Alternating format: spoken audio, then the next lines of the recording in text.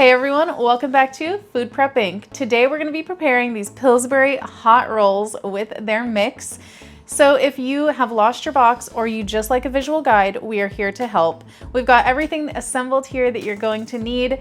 You, of course, are going to need your hot roll mix, a bowl to mix everything up in, a 13 by 9 inch pan to bake them in, some cooking spray or butter shortening, something to grease your pan with, 1 cup of hot water, 1 egg, 2 tablespoons of softened or melted butter, a spatula or spoon to stir everything up with, a thermometer. This is very important because your water temperature needs to be precise. I also have a little bench scraper thing that I'm going to use. It's not necessary, but I do find it easier to cut up the dough and to clean up your surface afterward. They don't mention this offhand, but it does come later. You will need some flour to dust your surface with. Just a small amount is all you're going to need. Now, you also need a surface to actually knead and roll out your dough on. So make sure that you have at least a small area to work with. About the size that I have right now is about what you're going to need at bare minimum. It's going to be a while before you bake these, so we don't need to turn on our oven or prepare our pan right now. We're gonna go ahead and get our dough going first. This is also a good opportunity to take off any rings if you have them, because your dough will get stuck in them and it makes it hard to clean. First things first, let's open up our box and we're gonna take out our package of mix and our yeast. We're gonna open up both of them, pour them into the bowl and mix those up together first. Now that we've got that all mixed up, we're going to go ahead and add in our 1 cup of hot water.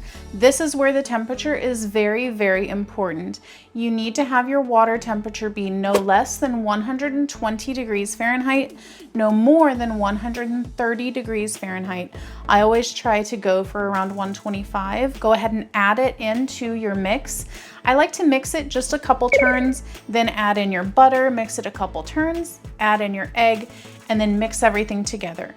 Very important, make sure that you're scraping down the sides and bottom of your bowl as you go. If you'd like to support this channel, the easiest way to do that is using our Amazon links the next time you shop there. Next, we need to lightly flour our surface with just a little dusting of flour. Turn out your dough onto your lightly floured surface.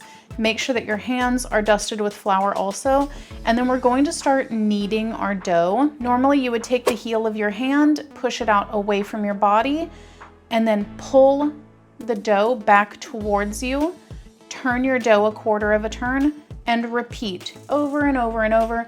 And we would do this for 5 minutes until our dough feels more pliable, a bit more stretchy and bouncy.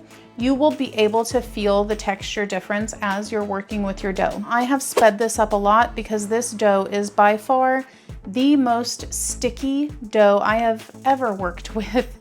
It was a complete nightmare. I had to wash my hands and start over multiple times because it just kept sticking.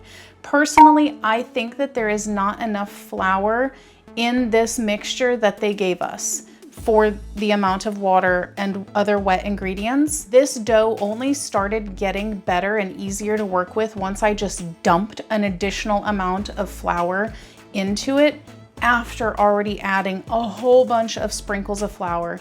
So personally, I would say we're probably going to need to add perhaps an additional 1/4 cup flour, but gauge your dough as you're working with it. If you feel like it is not super sticky and you're not losing a bunch of dough to it being stuck to the surface and your hands, then don't add the extra flour. But if you feel like you need it, definitely add the extra flour.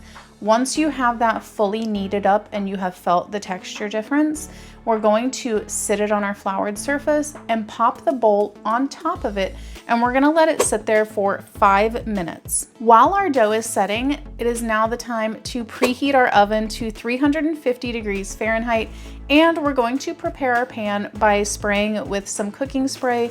You could also use butter or shortening, whatever you would like. Now we're going to uncover our dough and divide it into 12 equal parts.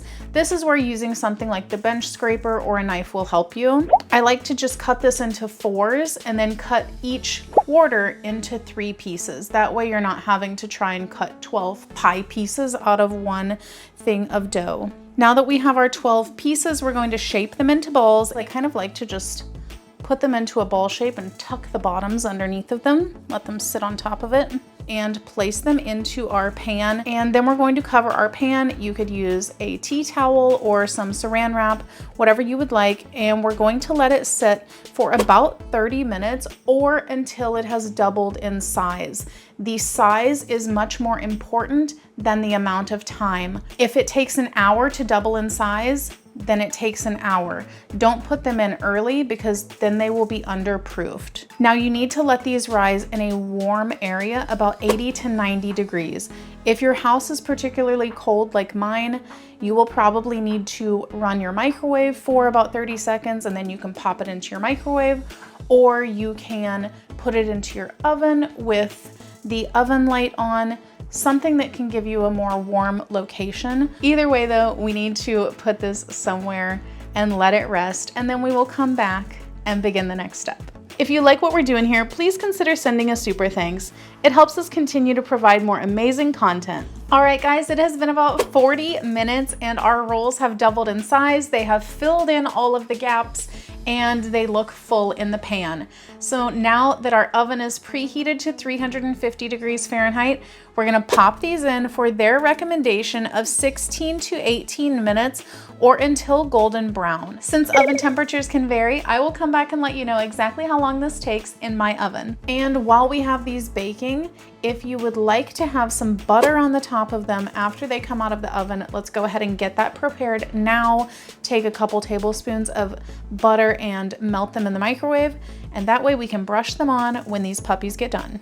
All right guys, we are back and it has been 18 minutes in my oven. At 16 minutes, they didn't have a very brown coating on the top, but by 18 minutes, we definitely got to that nice golden brown color.